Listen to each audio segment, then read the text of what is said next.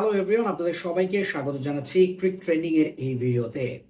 কয়েকদিন আগে Ben Stokes তার একটা ছবি সোশ্যাল মিডিয়াতে দিয়েছিলেন এবং ছবিটিতে দেখা যায় তার রুগ্ন একটা শরীর, রুগ্ন একটা চেহারা। সো অনেকেই ভাবছিলেন যে বেন স্টোকসকে কেন এরকম রোগাটা দেখাচ্ছে।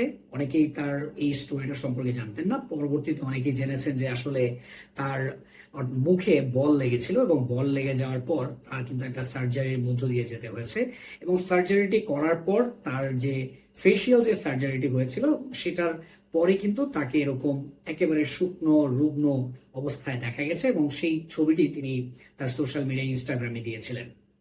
এখন কথা হচ্ছে তার আসলে এরকমটা কিভাবে হলো, কিংবা এই যে বল আসলে কিভাবে লাগলো।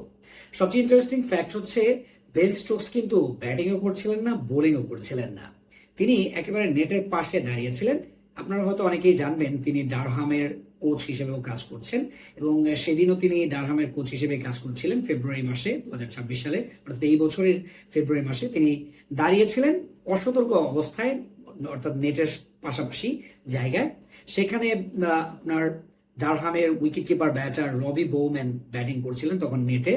তো তিনি শট করেন, সজোরে একটা বল এসে তার মুখে লাগে এবং মুখে লাগার পর সেই জায়গা একদম চোখের ঠিক নিচের যে জায়গাটা, এই জায়গাটায় তার বলটা লাগে এবং এই জায়গায় বল লাগার পর সাথে সাথে সেখানে রক্ত জমাট বেঁধে যায় এবং ব্লিডিংও হয় এবং পরবর্তীতে তাকে হসপিটালে যেতে হয়। এবং 18 বছর বয়সী রবি বোউম্যান তিনি আসলে এই শটটা করেছিলেন। তো সেটা লাগার পর পরবর্তীতে তাকে অনেক পরীক্ষা নিরীক্ষার মধ্য দিয়ে যেতে হয় এবং পরবর্তীতে তার সার্জারি হয় এবং সার্জারি হওয়ার অনেকদিন পর তিনি আসলে একটা ছবি তোলেন এবং সেই ছবিটা তুলে তিনি সোশ্যাল মিডিয়ায় দিয়েছিলেন।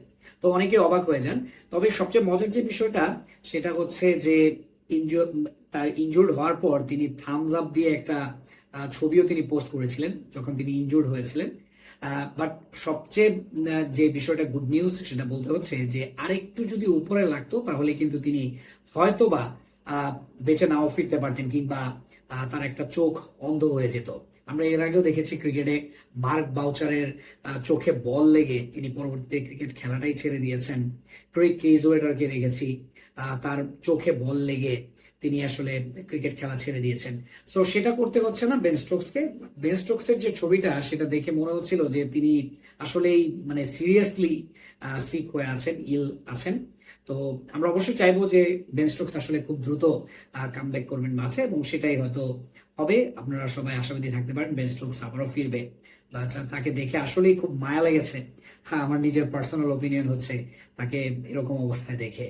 আজকের ভিডিও এই পর্যন্তই। ভিডিওটি যারা ফেসবুকে দেখছেন তারা পেজটি ফলো করবেন, ভিডিওটিতে লাইক দিবেন, কমেন্ট করবেন এবং শেয়ার করবেন, এবং যারা ইউটিউবে দেখছেন তারা চ্যানেলটিতে সাবস্ক্রাইব করবেন, কমেন্ট করবেন, ভিডিওটিতে লাইক দিবেন। ধন্যবাদ সবাইকে।